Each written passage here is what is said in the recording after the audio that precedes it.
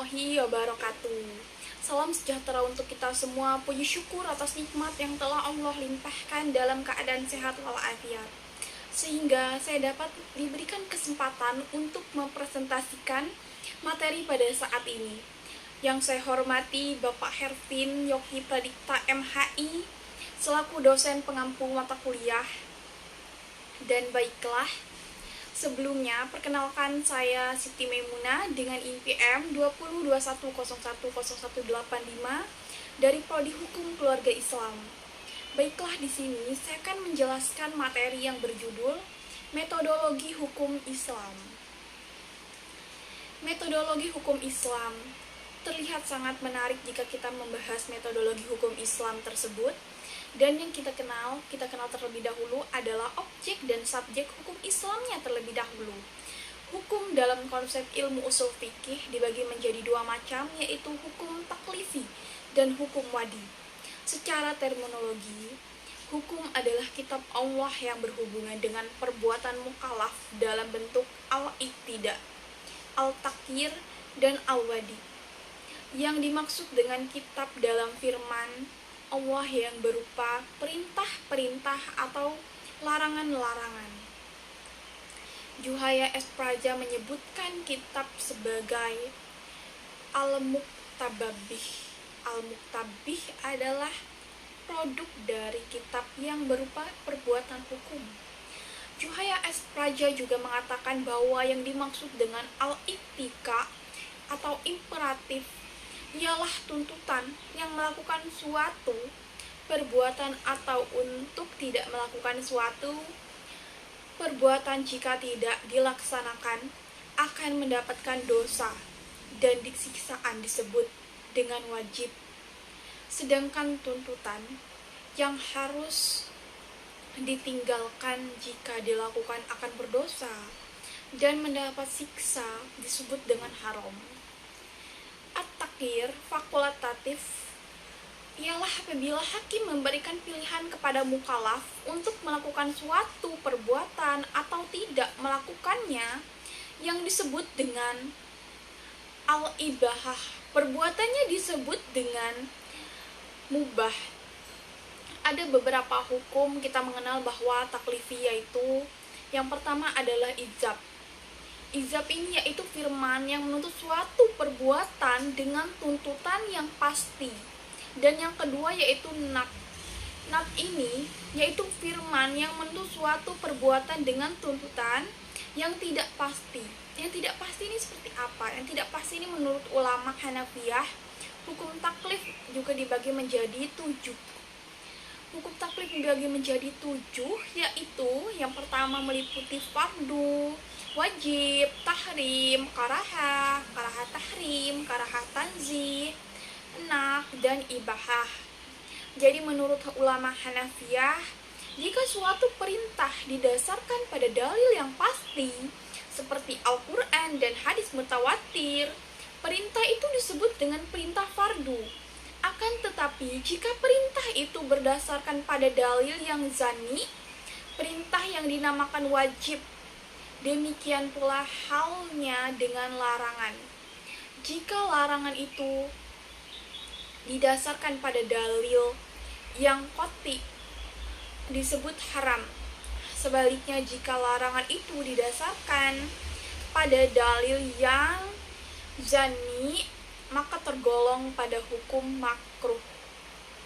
5 atau 7 jenis hukum tersebut tentunya dinamakan dengan taklifiyah.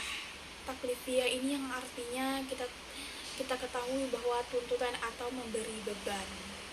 Taklifi disebut juga sebagai jenis perbuatan hukum. Hukum wadi ialah firman Allah yang menjadikan suatu sebagai sebab ada yang lain, musabab, atau sebagai syarat lain, masyrut, atau sebagai penghalang. Mani ada yang lain. Hukum wadi dibagi 3, yaitu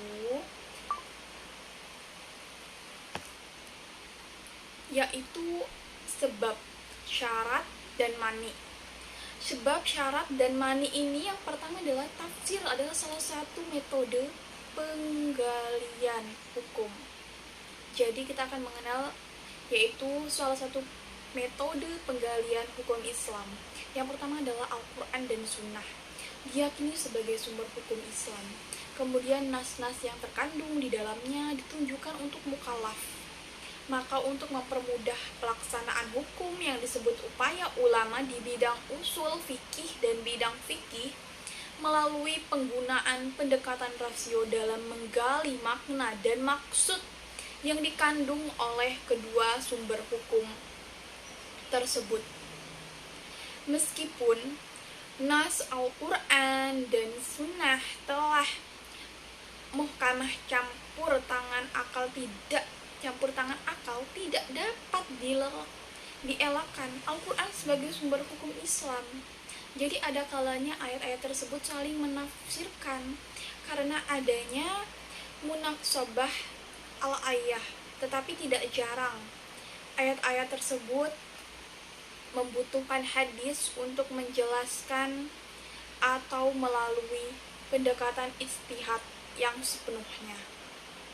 Menggunakan rasio munasyabah al-ayah merupakan cara kerja akal yang ijtihadiyah karena akal mengupayakan sekuat mungkin untuk mencari dan membentuk paradigma penafsiran tersebut.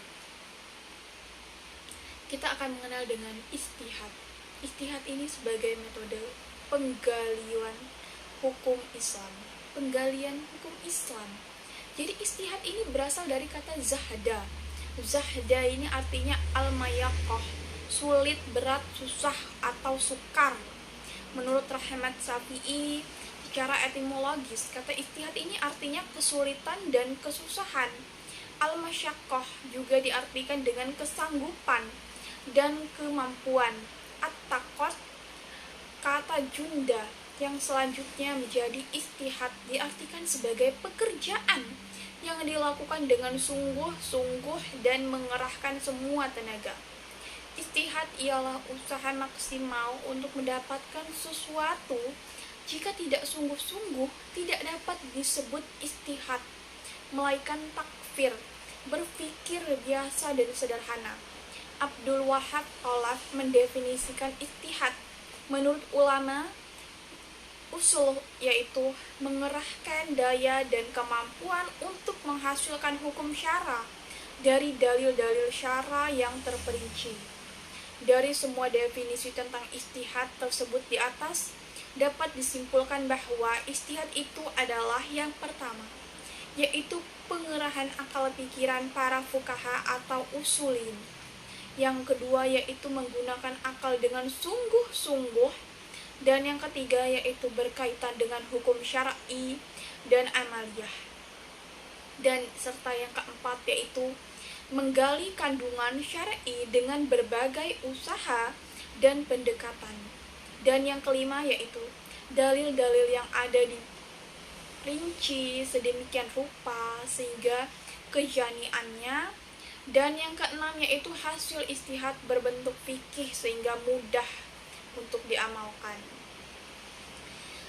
Baiklah, demikian beberapa hal yang dapat saya sampaikan pada kesempatan kali ini. Saya mohon maaf yang sebesar-besarnya apabila ada tutur kata maupun tindakan yang kurang berkenan bagi teman-teman sekalian. Dengan ini saya ucapkan terima kasih. Wassalamualaikum warahmatullahi wabarakatuh.